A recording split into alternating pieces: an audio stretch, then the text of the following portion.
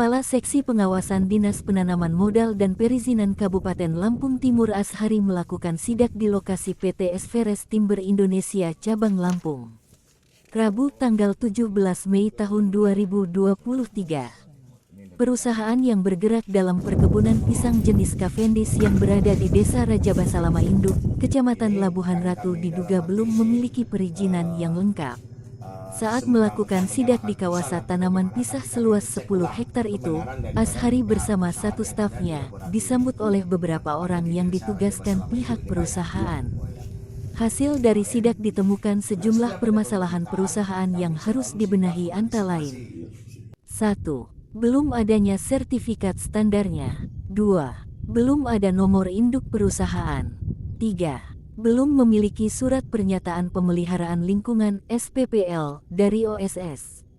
Selain itu, alamat perusahaan tertulis di Dusun 3, Desa Labuhan Ratu V, Kecamatan Labuhan Ratu, sementara pihak Dinas Perizinan melakukan cross-check di alamat tersebut tidak ditemukan kantor PT Esveres Timber Indonesia. Atas dasar itu, Ashari selalu kasih pengawasan Dinas Penanaman Modal akan memberikan surat kepada pihak perusahaan agar memperbaiki perizinannya. Ya, sebelumnya selamat siang kawan-kawan dari media.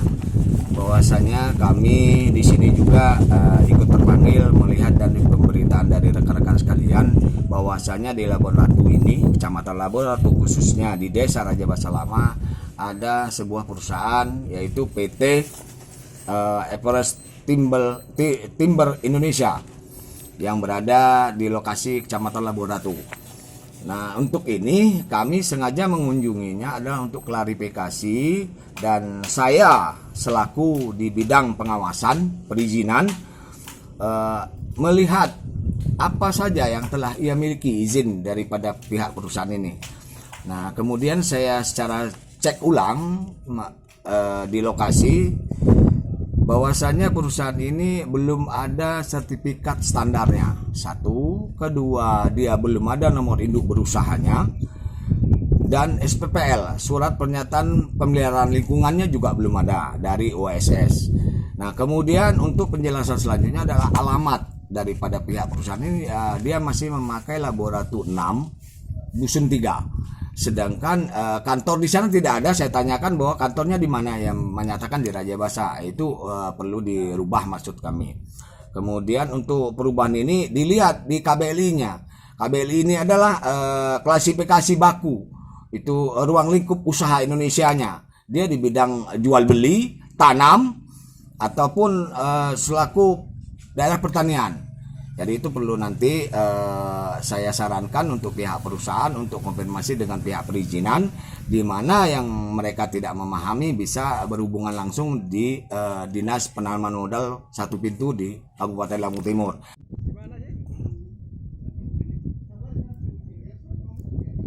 Sebelumnya masyarakat setempat sempat menutup akses jalan perusahaan perkebunan pisang tersebut dengan dalih perusahaan tidak pernah meminta izin kepada warga sekitar sebagai dasar izin lingkungan.